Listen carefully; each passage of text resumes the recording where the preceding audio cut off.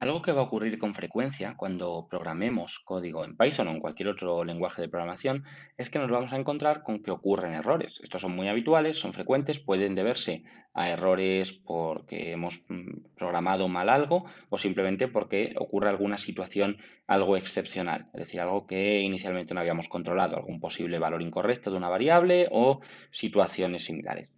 Idealmente, en un programa que esté bien construido, que esté bien programado, estas excepciones deben ser tratadas para lograr programas robustos, ¿de acuerdo? Para lograr programas que, bueno, pues no se detengan, no lancen un error y dejen de funcionar.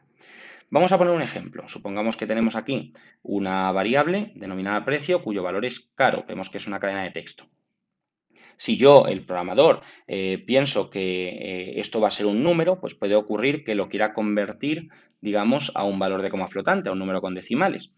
Sin embargo, ¿qué es lo que va a ocurrir? Bueno, evidentemente, como esto es una cadena de texto que no es un número, pues esto me va a lanzar un error. En este caso, Python me va a dar un error de tipo value error, ¿de acuerdo? Es un error de valor, en el cual me dice que no puede convertir la cadena de texto a un número decimal, ¿vale? Porque la cadena de texto es caro, no es un número.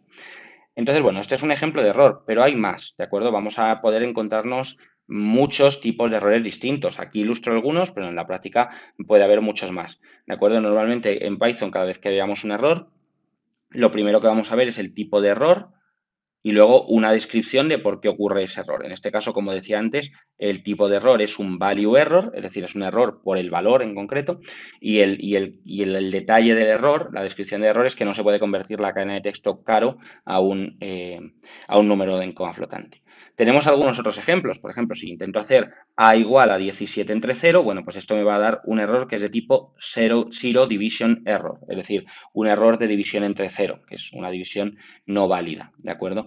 Si yo, por ejemplo, intento ejecutar este código, c igual a más 2, y resulta que no he creado anteriormente, no he declarado la variable a, ¿qué es lo que ocurre? Bueno, pues que me va a dar un error indicando un name error, diciéndome que el nombre a no está definido, es decir, la variable a no está definida. Bueno, estos son algunos ejemplos de errores. En la práctica nos vamos a poder encontrar muchos más errores de muchos tipos distintos.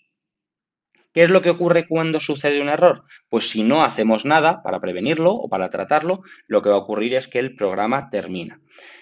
Cuando digo programa, en el caso de que lo estemos ejecutando, por ejemplo, en Google Colab, lo que va a ocurrir es que termina esa celda de código y no se va a seguir ejecutando. Por ejemplo, supongamos que yo tengo una celda de código con este contenido de aquí, ¿de acuerdo? La primera línea vemos que es una declaración, a igual a 7. La segunda es una declaración, b igual a 0. Y la tercera es una operación matemática, es a entre b. ¿Qué ocurre? Que como b es 0, en este caso, a entre b va a lanzar un error, concretamente un error de tipo zero division error, que es el que vimos anteriormente, y al ocurrir esto, el programa va a terminar. Eso quiere decir que esta última línea de código no se va a llegar a imprimir porque el programa ha terminado fallando antes de que llegue a ejecutarse esa línea.